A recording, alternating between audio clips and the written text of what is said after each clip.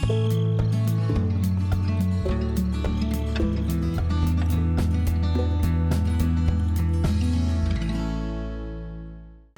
everyone, welcome back to Wild Wes's Gelvin Valley for Farming Simulator 15.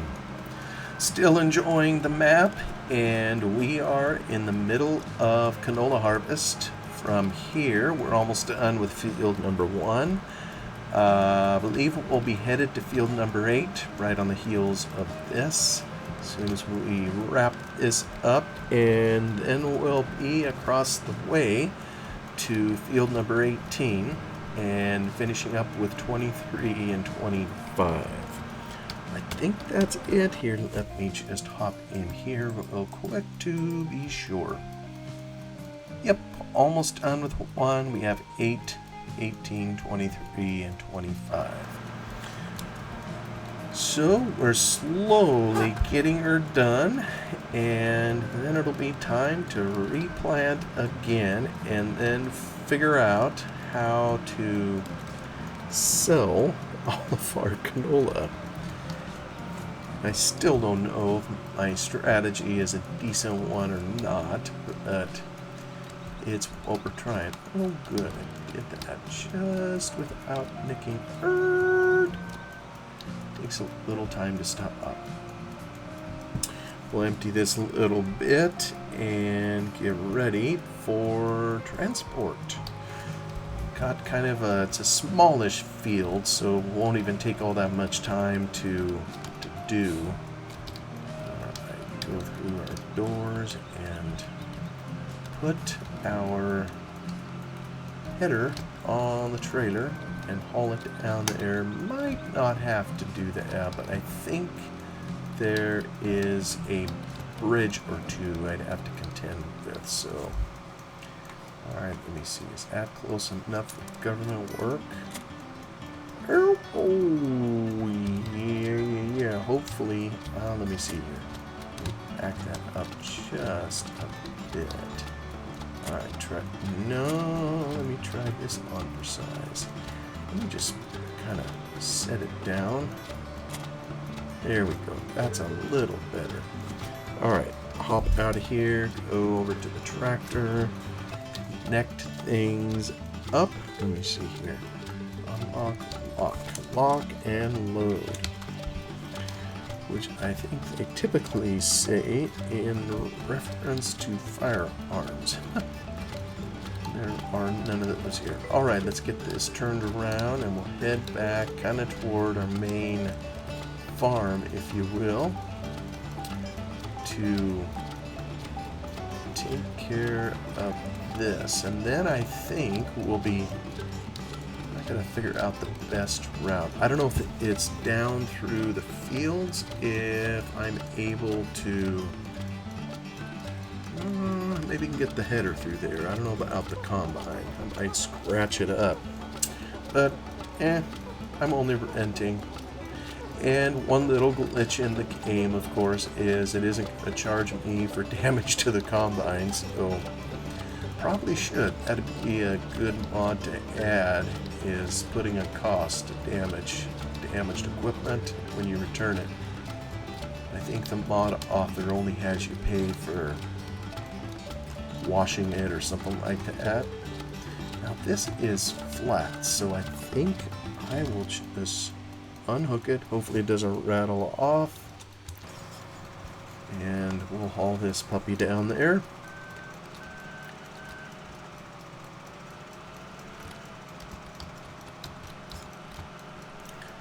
And get it all ready to go.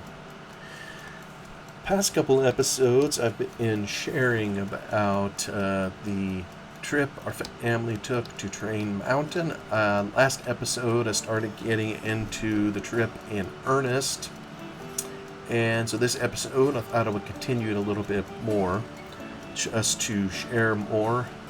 Hopefully it's of interest, of general interest. One of the things I didn't mention that we were kind of told early on, the track.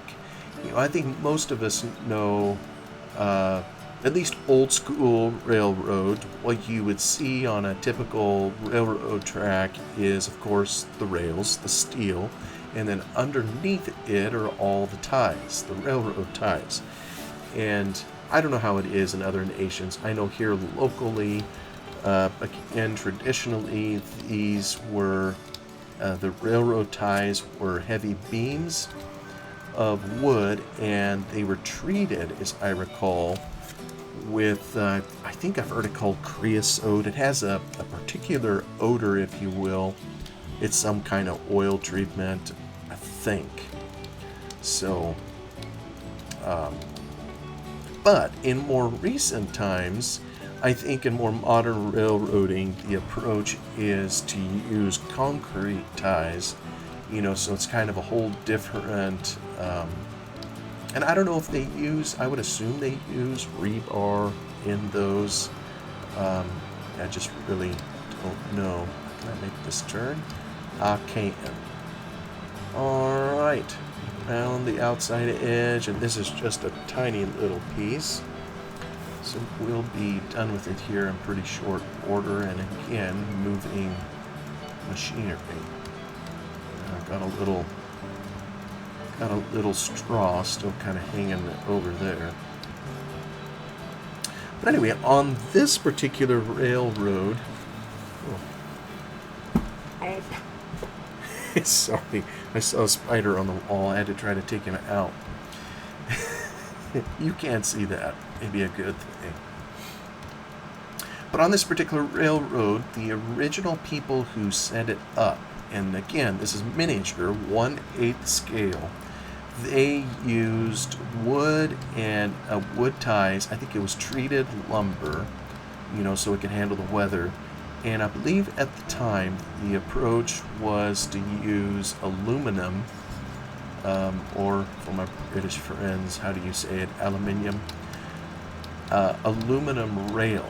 And the trouble with aluminum is it's a softer metal, so over the years of running all these trains on it or anything heavy duty on it, and like I mentioned in previous videos, there's literally hundreds of trains, that they could have on these tracks sometimes. You're going to wear the metal down. So our guide, the lady taking us around, told us that they were almost through a project, I think she said they were almost through, of replacing all of the rail with steel. And she said it was shiny, I forget how she put it, shiny rail versus some other kind of rail. Well, the shine was from the steel, which is a lot more durable and more able to handle, the wear and tear. So it'll last a whole lot longer. But they also were replacing all the rails. Even treated lumber will give out over time.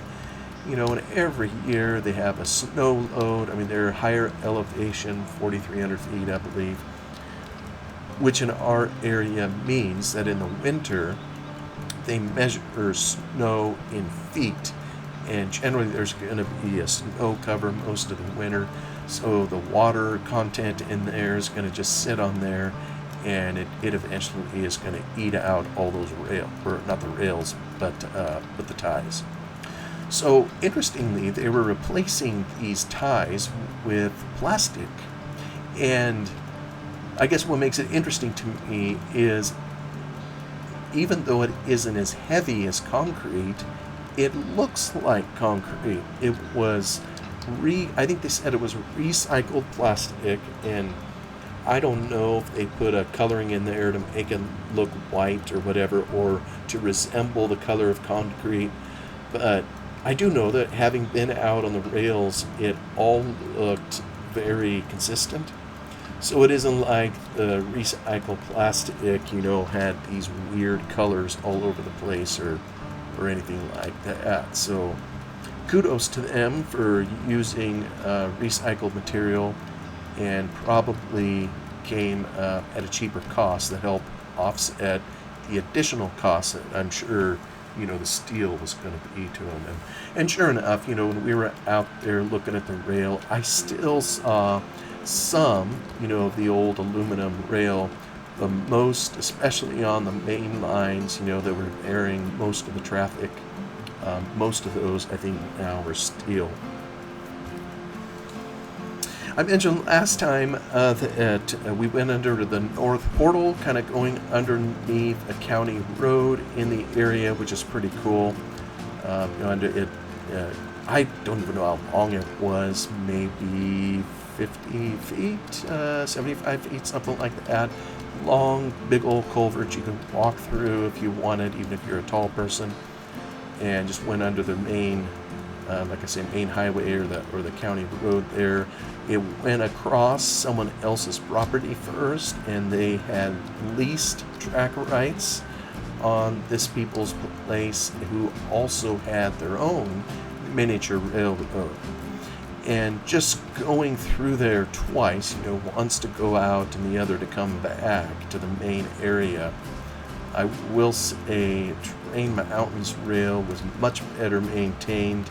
There was some other rail there for the private folks, I guess, and it was still, it appeared to be the old wooden ties, aluminum rail, and some of it along there looked like it needs some TLC. It was just, it was kind of in disrepair.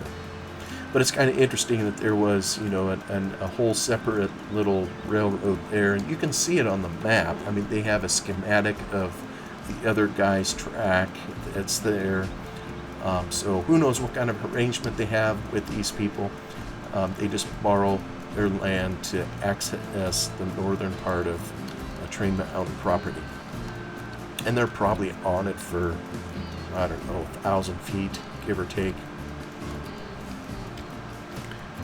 And interestingly, too, there are switches, where if you set a switch a certain way, you would find yourself headed over to Timberlake Railroad, which is the neighbor's property. So I have a feeling Train Mountain doesn't use it, but probably the neighbor uses Train Mountain's track for their own operations. There also is another railroad that's kind of integrated with Train Mountain, and I think it's more for children. It's a more public rail, if you will. It's shorter in route, but it's kind of on the southern end. I think it's called the Klamath and Western. And it's, if you show up at Train Mountain and Klamath and Western is running, I think the public is directed over to Klamath and Western, and I believe they run on weekends. And if they're not running, Train Mountain, I think, will take you around, or however that works. Obviously, if you're going to go there, you can find out for yourself how that goes. But there is another one over there, and there's a history on it as well, which I won't get into here because, well, we weren't over there this particular trip. Alright, set that down. Oh my goodness, here. Let me try this again. Hopefully that's good. Let's put that on, head to our tractor. And we got a little drive ahead of ourselves. First, lock and load, as it were. Turn on our beacons so we don't harm anything. You know what? I think I need some. Well, we got enough fuel, I guess. Alright, I'm going to take it over here, and since I have the trailer locked, I think I'm going to take the side way, kind of through here, if you will. Drive through the stream. I love this feature. Wes, you did an outstanding job on this map. Just love the nature of the valley, and I know I've mentioned this many times. I worked on Lone Oak Farms back in the day, and we also had a canyon property there where you had to drive through a river, or we did in those days, to move equipment back and forth. So it's something in certain circumstances you need to do, and it's very cool. Wes has it built in here. Now what I don't know is, can I take the combine right where we just were? And let's see here, can I get this off the road? Okay, that's probably close enough. We've got a wide entrance here. That'll get our combine in. So back to the combine. You know what? We're gonna try. We almost got ourselves a combine load here just on that little field. So I probably should try to dump before I attempt to go across over there, because I can maybe batten down the hatches on the top here. So yeah, I'm going to take this over to the field. I'm going to empty it out before I venture over to the other side. Hopefully don't have to drive out and around, but I'll do so if I have to.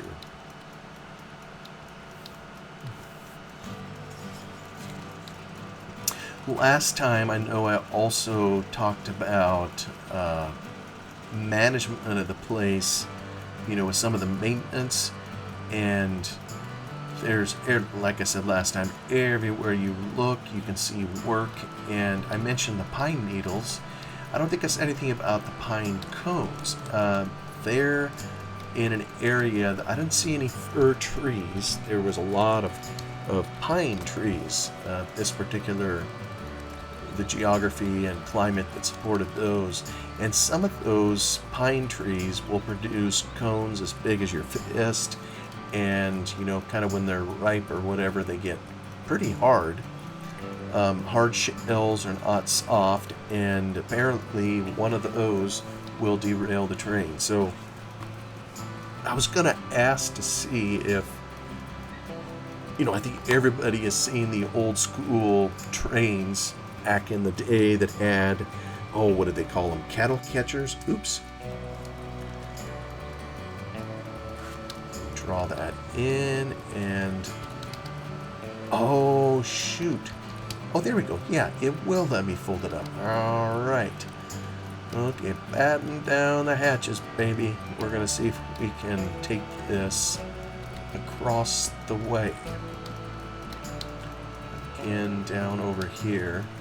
There's a lot of horsing around, but it sometimes is what you have to do in a harvest. Sometimes there's a huge task moving machinery from one area to another.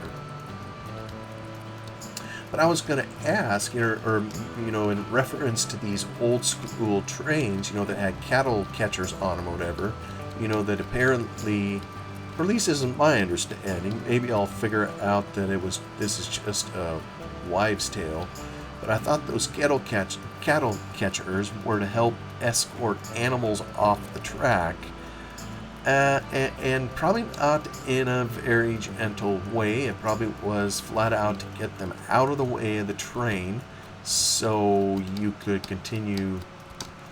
Yes, that's what I was afraid of. Can I reach this? I do have... I can't reach. I'm not tall enough. Alright, so here's what I'm going to try to do. We'll try to go through the field, maybe, because I think there's a gate on either end of this one on the right. So we'll see if I can negotiate the gate over here. And I'm trying to avoid the narrower gates, but maybe without the header, it's wide enough for the combine. Or not, I think. Oh my goodness. I don't know if I gotta take a run at it. There we go. Yeah, probably scratched a little of the paint, but oh well. What's a little bit of scratched paint when it's just rented?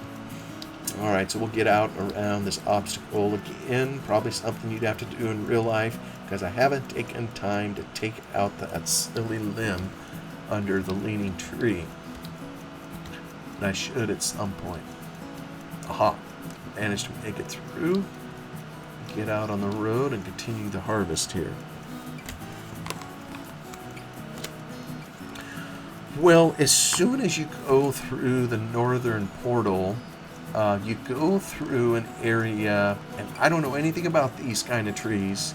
I assume they must take more water to grow. They're a deciduous tree, aspen trees. And it was early September when we took this particular trip. It is probably gorgeous if you go there during the fall when the leaves have turned, and they were just starting, like I say, it's early fall. They were just starting to try to turn or what have you when we were there, but I'm sure it looks even better, coming back later. But right when we were there, they were still fairly vibrant, green and everything, so we didn't see them in that state. But it was just lovely, the tracks. Matter of fact, I think they label it on their maps, for the place, that it's aspen something or other as you go through there. It's just very beautiful area to ride trains through. And then kind of as you got out of that area, it kind of like I mentioned before, they're mainly in an area of pine trees. I didn't see any firs, maybe some redwoods in there, don't really know. And then there's a lot of what I would call sagebrush, mesquite bushes, those kinds of things, and a lot of dry grass, if you will. Look like a tinderbox, ready to burn at the drop of a hat if you just so much as looked at it sideways. And on that, by the way, I've mentioned periodically, some of the people that are in this hobby have real steam engines that they use to enjoy their railroading endeavors on. And in the old days, they would set these up, a lot of them, to I got my blinkers on. Oops. Better turn them off. And so a lot of these, they wanted to set up their steamers to be just like how they were when they operated for real. And so they would have them run on coal or wood even. And I guess now, especially after they had a forest fire in the area, which I'll talk about at some point here, they now mandate that if you're going to be a live steamer, they want no more coal or wood-fired steamers.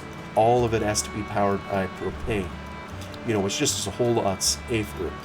With the wood and the coal, like it or not, even though that's really cool in its own right, the trouble with it is it spews embers out of the smokestack. And like I say, if you could see this, it is just tinder dry. And so you're just asking to have an accident with a fire or something, if you have combustible material coming out of your smokestack.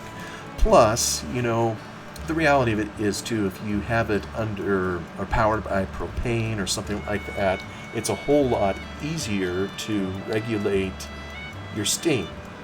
It's just a lot more manageable to regulate the gas input, as I understand it, versus knowing how much wood or coal to put into the firebox. So just some of the practical realities. And the lady, she was real nice about it. She smiled and said, we had some die-hard members who said they would never change and, just were going to not run those particular engines on the property. But after a while, even they saw the benefits of going to propane. And I think she said as of the date she was taking us around, all of them had their locomotives converted that had steamers. So just one of those dangers, I guess, you wouldn't typically think of, when you're just running a little miniature train. Who would guess? It's basically, we're talking about toys for big people, and who would guess that it would cause fire, a bunch of trains. but they can, and they have, although they didn't start a forest fire. Also in the Aspens, we encountered, well, that probably isn't right. I was going to say we encountered the first fire prevention area. They actually had a number of sightings, and there was fire prevention all over. And it basically looked like just a little building, not totally to scale, for 1/8 scale, but a little red building, and inside it was a good old-fashioned fire extinguisher.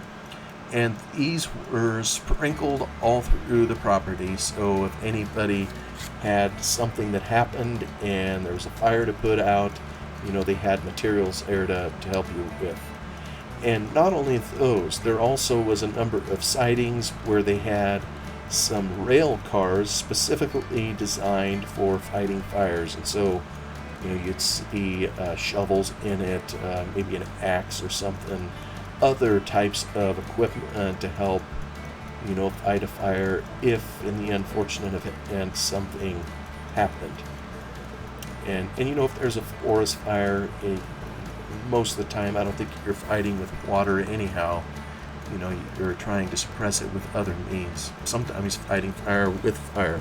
But it was just interesting to see that, how even the railroad itself is being used for that kind of thing. Well, I better pay attention here to my combine. How full am I getting? Yeah, I don't think I'm going to make it all the way.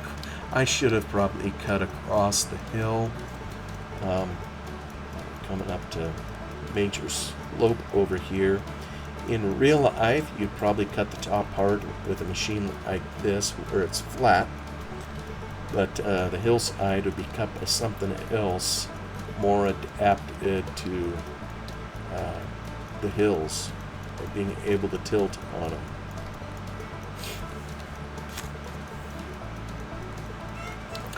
Also sprinkled, speaking of steam equipment and whatnot, sprinkled around the property for the sake of those that had steam engines.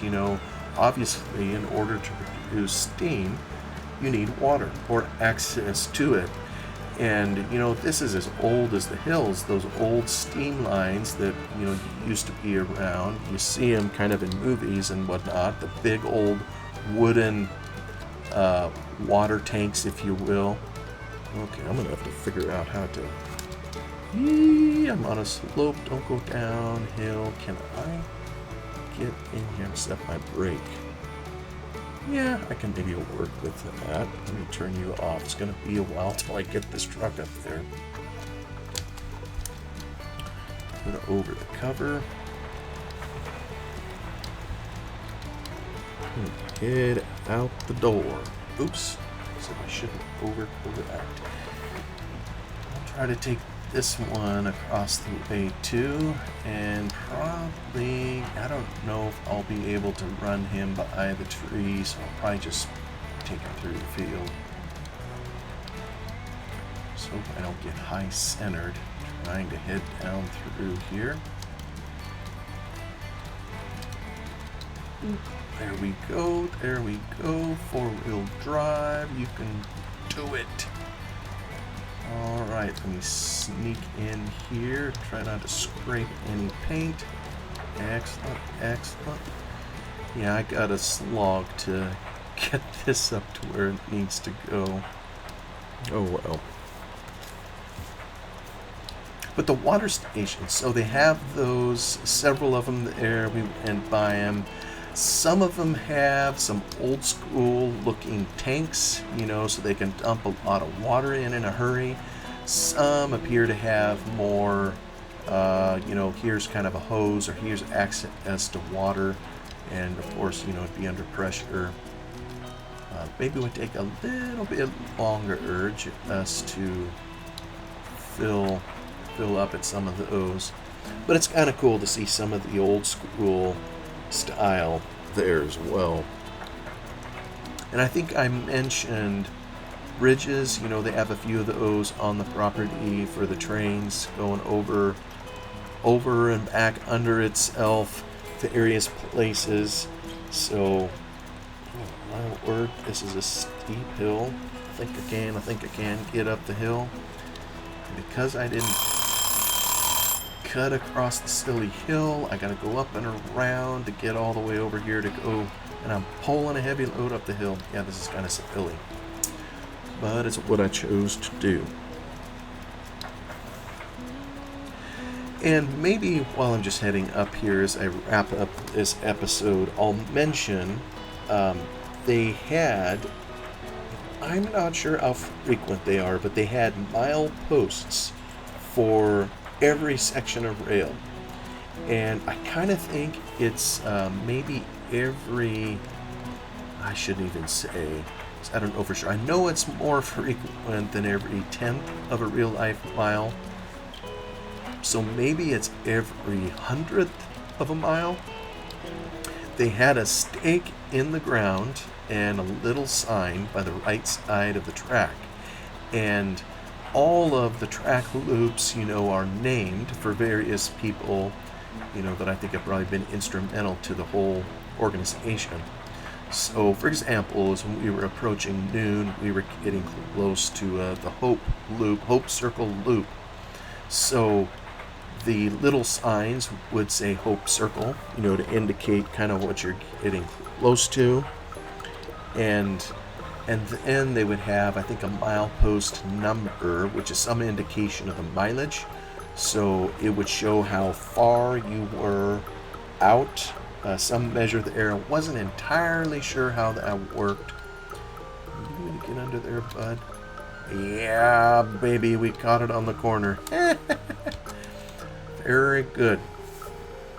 And then the bottom number, maybe I'm a little out of order here, had the grade. And, I gotta zip back over here. Had the grade that was between the two signs. The sign that you just see it on and the next one. So if it said 1.5, you knew the grade was headed up at a positive 1.5% for the next 100th of a mile or what have you. So that's I thought that was kind of a cool feature. Someone did a lot of work, and I don't know that I saw any grade over 2.6%, maybe at one point.